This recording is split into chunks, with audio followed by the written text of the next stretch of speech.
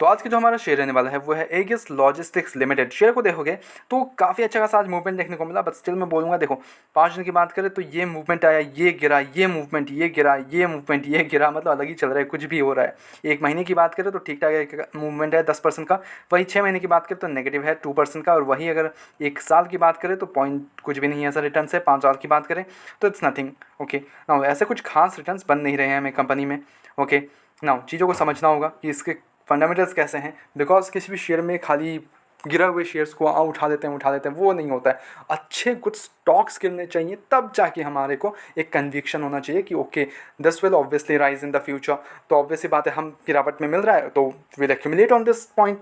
तो ये वाला सीन होना चाहिए, ये नहीं कि हाँ मतलब किसी भी स्टॉक्स को बस गया है अपने डिमेट अकाउंट में, एंड देन कोई भी स्टॉक्स मिल रहा है जो भी न्यूज़ में आ रहा है कि ओके ठीक है अदानी आ रहा है, ओके अदानी पावर एकदम ऑल टाइम हाई पे बैठा है, फिर भी आप जाके इन्वेस्ट करके रहो। ऐसा गलतियाँ नहीं करना चाहिए ऑब्वियसली। वहाँ पे फिर आपको पैनिक सेलिंग, पैनिक बाइंग वगैरह जाना बहुत ज़्यादा होने लगता है। फंडामेंटल एनालिसिस करते हैं शेयर को, and then we will decide कि शेयर फंडामेंटली कैसा है। ठीक है, तब जाके हमारे को कन्विक्शन आता है कि ओके फंडामेंटल स्ट्रॉन्ग है शेयर, बट स्टिल गिरा हुआ है, तो यानी कि हमारे को एक कन्विक्शन आ जाता है कि ओके हम इसके एक्यूमुलेशन पे जाएंगे, जितना गिरावट में मिले हम उतना एक्यूमुलेट करेंगे और इसको हम लॉन्ग टर्म के लिए होल्ड कर सकते हैं। ओके, लेके चलता हूँ आपको स्क्रीनर पे, वहाँ चीज़ों को समझते हैं। सी अब अगर कंपनी को देखोगे तो कंपनी क्या है, कंपनी पहले formerly known as Aegis Chemical Industries Limited. Okay now it's known as Aegis Logistics Limited actually, and ये प्रोवाइड करती है 1956, काफ़ी पुरानी कंपनी है। Provide logistics solutions for oil, gas and chemicals and petrochemical industries. This is a great future, this is a great thing, but still जो chemical industry अपनी वो थोड़ी सी अभी डाउन चल रही है, बट स्टिल हमारे को काफ़ी रिटर्न्स बना के दिया है in the past, and still और भी रिटर्न्स बनाने को है ऑब्वियसली, बिकॉज फ्यूचर काफ़ी अच्छा है केमिकल्स इंडस्ट्री का and gas industry and everything, तो काफ़ी अच्छा खासा लग रहा है। और यहाँ पे देख लें तो जो इनके लॉजिस्टिक्स प्लेयर हैं, लॉजिस्टिक में Indian leading oil and gas chemical logistics को, it operates a network of bulk liquid handling terminals, liquidified petroleum gas यानी कि LPG terminals, filling plants, pipelines and LPG gas stations to deliver product and services. Now this is something that you can't achieve in a day. Okay, it takes time. ठीक है, ये जो भी इन्होंने हासिल किया है, ऑब्वियस सी बात है कंपनी जो भी ये टर्मिनल्स वगैरह एक दिन में नहीं बैठता, इसको टाइम लगता है, और इसने कंपनी ने बना के रखा है, तो ये चीज़ देखने लायक होगा। अब देखो यहाँ पे मार्केट कैप 26,000 करोड़ का मार्केट कैप है। ओके ना, स्टॉक का पी वगैरह देख लें तो 40.45 इंडस्ट्री पी वही है, तो फेयरली वैल्यू दिखने को मिल रहा है हमें यहाँ पे। But ROCROE it's not like कि बहुत कुछ अच्छा है, but still it's not bad की तरफ भी नहीं है, इट्स मीडियोकर। ओके ना, यहाँ पे जो डेप्ट है वो 4,606 करोड़ का है, डेप्ट इक्विटी 0.99 बनाता है, लिटिल बिट हाई।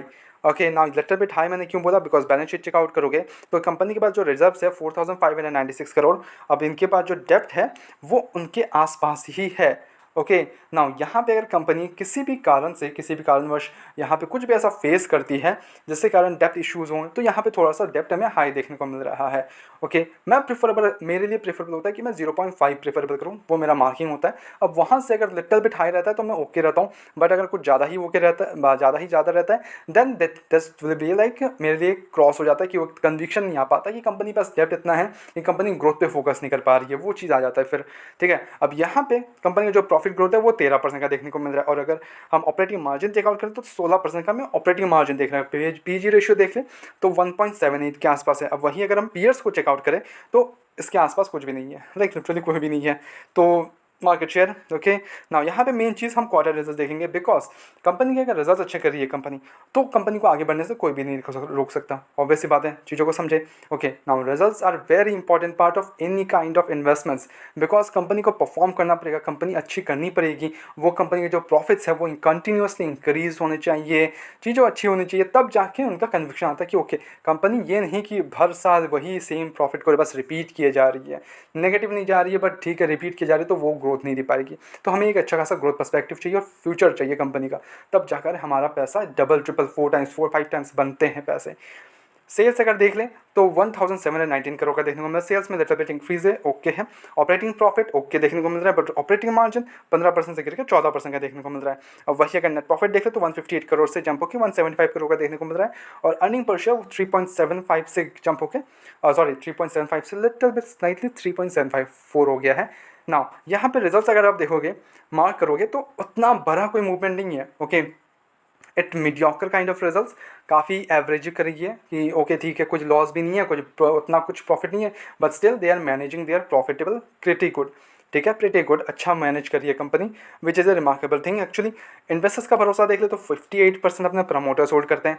एफ और डी के पास एक अच्छी खासी होल्डिंग है एक्चुअली, बट एफ ने अपना सेलिंग अच्छा खासा किया है for this quarter, June quarter में 16% कर दिया, जो कि इनके पास पहले 18% था। और वही डी के पास देख लो तो 6.40% है, और वही पब्लिक के पास 18% का स्टेक है।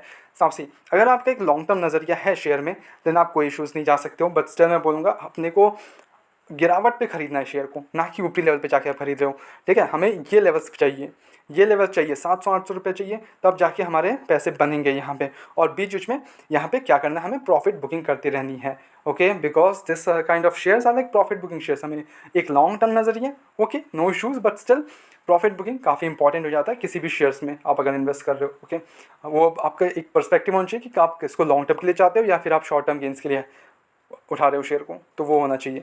बट आप स्टिल अगर करना चाहते हो तो एवरेजिंग करना है तो गो हेड, एवरेज कर सकते हो, बट स्टिल एक लॉन्ग टर्म नजरिया रखना and keep booking the profits regularly जितना हो सकते हैं आपसे, ओके। तो वहाँ पे आपको प्रॉफिट जनरेट होता रहेगा। एंड कोई भी बायस रिकमेंडेशन मेरी तरफ से नहीं है, ओनली सजेशन है, तो please take it as a suggestion, अपने एजुकेशन पर्पस के तौर पे वीडियो को लो। Go ahead, do your own research and then make the investment, blindly किसी भी शेयर पे, किसी भी अभी पहने पे इन्वेस्ट ना करें। मिलते हैं नेक्स्ट वीडियोस में। Don't forget like the video and subscribe the channel.